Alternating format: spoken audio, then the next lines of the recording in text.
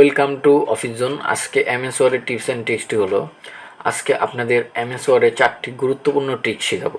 ঠিক আছে, তো টিপস নাম্বার ওয়ান হলো, আমরা অনেক সময় আছে এমএস ওয়ার্ডের টেবিল করতে চাই, কিন্তু টেবিল আমরা কিভাবে করি, এই ইনসার্টে যেয়ে তারপর কিন্তু আমরা টেবিল সেকশনে যেয়ে কিন্তু আমরা এভাবে টেবিল করে থাকি।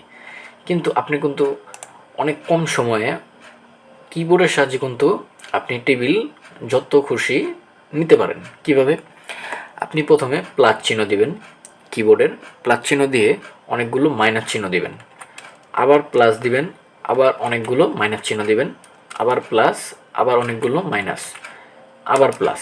এখন যদি দেখেন আমি এন্টার বাটন প্রেস করি, দেখেন আমার কিন্তু একটা টেবিল ক্রিয়েট হয়ে গেছে।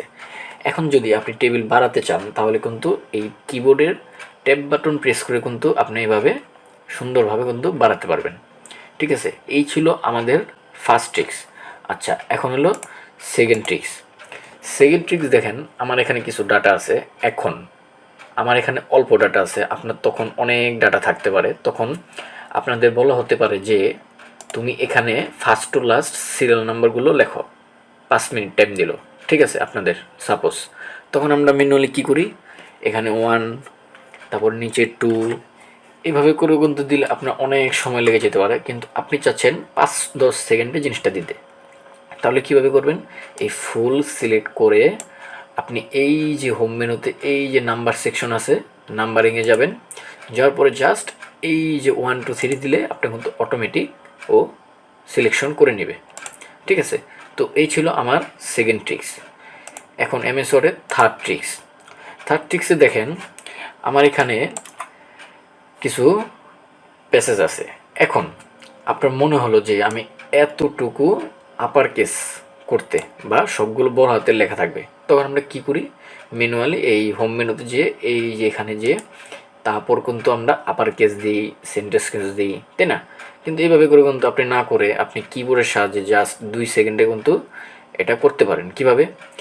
কি, যেমন আপনার এতটুকু প্রয়োজন, তাহলে এতটুকু সিলেক্ট করে আপনি শিফট বাটন প্রেস করে জাস্ট F3 দিবেন, দেখেন আপার কেস হয়ে গেছে। এখন যদি আবার F3 দেন, দেখেন আবার কিন্তু সেন্টেন্স কেস হয়ে গেল। তো এই ছিল আমার থার্ড ট্রিক্স। এখন হলো এমএস ওয়ার্ডের ফোর্থ ট্রিক্সটা দেখেন আমার এখানে কিছু ডট আছে আর একটা লাইন আছে, কিন্তু আমরা যখন প্রয়োজন পড়ে আমাদের, তখন আমরা কি করি, এই কিবোর্ডের এইভাবে করে কিন্তু আমরা ডট দিয়ে থাকি। ঠিক আছে, কিন্তু আপনি কিবোর্ডের সাহায্যে জাস্ট 2-3 সেকেন্ডে কিন্তু আপনি জিনিসটা সুন্দরভাবে করতে পারবেন। কিভাবে? আমি একটু বড় করে নিচ্ছি। আপনি জাস্ট কিবোর্ডের স্টার বাটন 4টা প্রেস করবেন, 1 2 3 4। এখন যদি এন্টার বাটন প্রেস করেন, দেখেন আমার কিন্তু ডট লাইনটা হয়ে গেছে।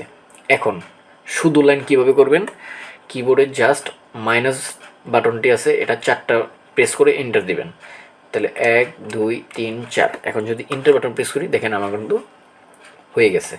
তো এই ছিল আমাদের 4টা ট্রিক্স। এখন আপনাদের একটি বোনাস ট্রিক শেখাবো একটা, যেমন যারা অনেকে নতুন তারা কিন্তু জানে না যে এমএস ওয়ার্ডে কিন্তু ব্যাকগ্রাউন্ড কালার চেঞ্জ করা যায়। কিভাবে? আপনি এই ফাইলে যাবেন, ফাইলে যাওয়ার পর এই অপশনে যাবেন। ঠিক আছে, অপশনে যাওয়ার পর আপনি এই জেনারেল অপশনে থাকা অবস্থায় এই যে নিচে দেখেন কালারফুল নামে একটা অপশন আছে, এখান থেকে কিন্তু আপনারা মন মতো কালার নিতে পারেন।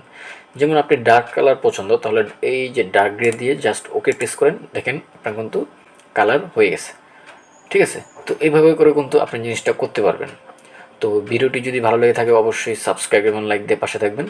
ভিডিও আজ এ পর্যন্তই, সবাই ভালো থাকবেন, আল্লাহ হাফেজ।